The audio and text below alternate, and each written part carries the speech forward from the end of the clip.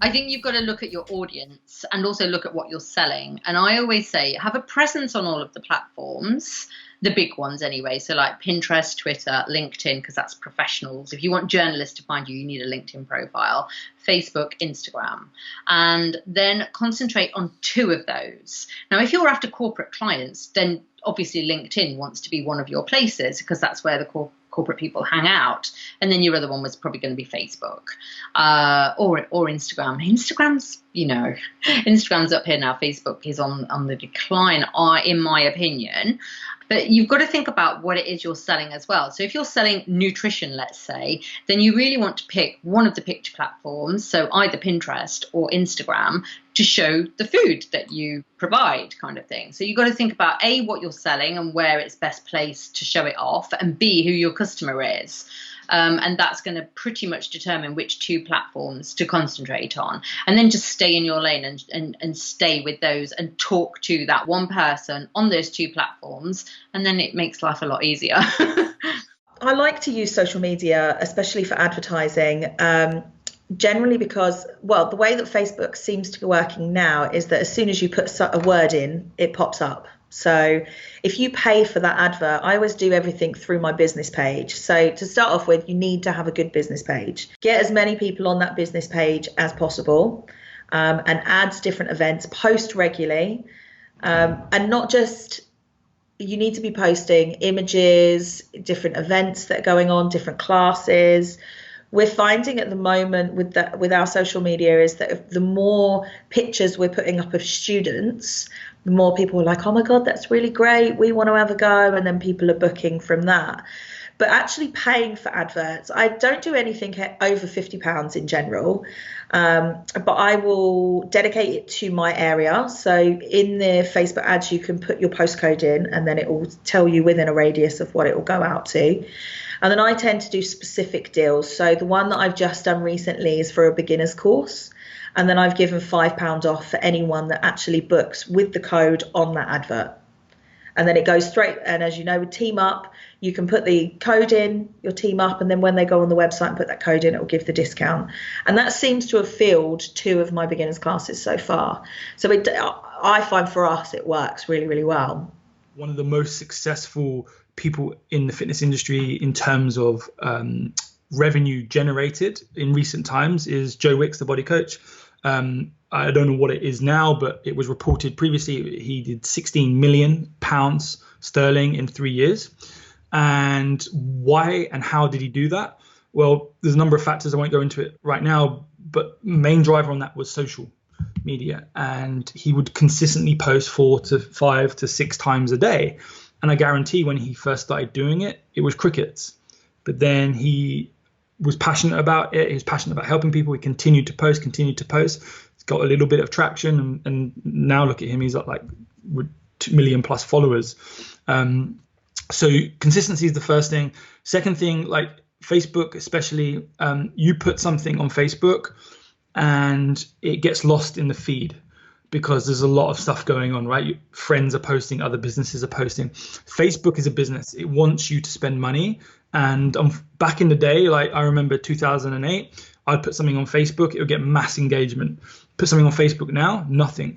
And that's because Facebook wants businesses like mine and yours to spend money to get that positioned in the news feed. So what I say to my members is basically, we call it the $1 or £1 a day boost, where you should, if time allows and you have the content, you should be posting on your fan page 3 to 4 times a day. And you can obviously schedule this out prior, and you don't have to do it like on the day, but one of those posts will be better than the other 3, right? So then you just boost it to people that like your fan page and it will show up in more. It's super easy to boost. I can't go through it right now, but basically people will see it. It will start to get likes and so on. And the best type of content is real content. So, and I don't see this enough from people in the industry, is the easiest thing that you can do 12 times a year, every single month, consistent, is member of the month.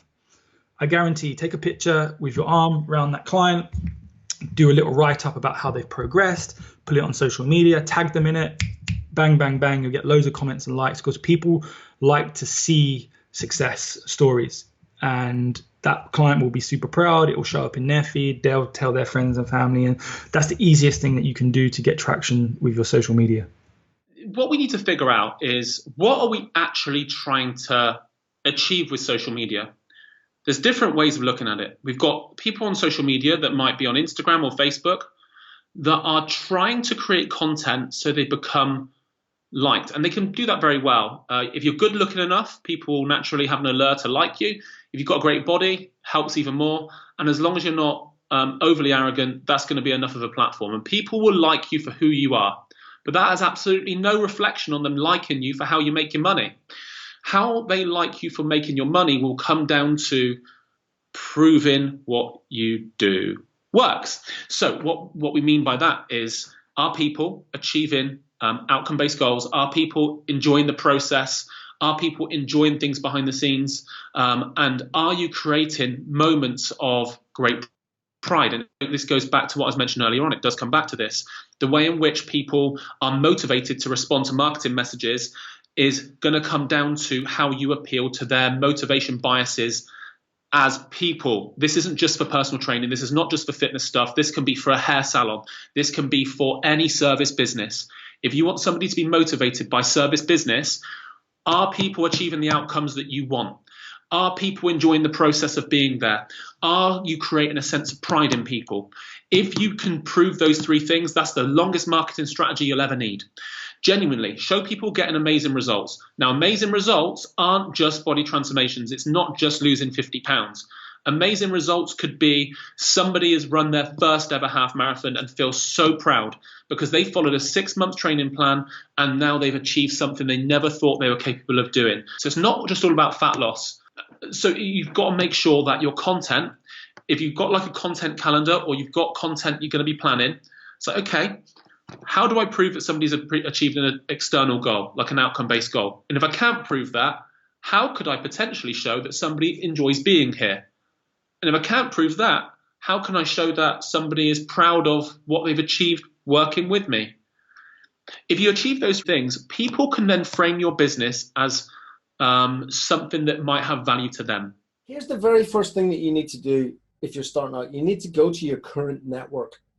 Who are the people that you already know, whether it's online or whether it's offline? People who are already friends with you on Facebook or LinkedIn or whatever other socials you're on, and people you know in real life. Because one ad's not going to work for you. One social media campaign's not going to work for you. There isn't a magic email that you can send out. There isn't a magic social media post that you can write or a magic meme that you can put up that's going to get you clients. Everything is an amalgamation. Everything adds up.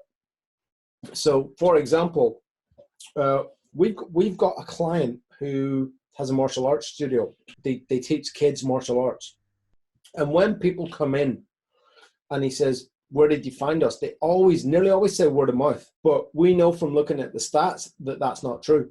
So we dug a little bit deeper into it. And what we're actually finding is that, and the parents are chatting to each other and they'll recommend this studio.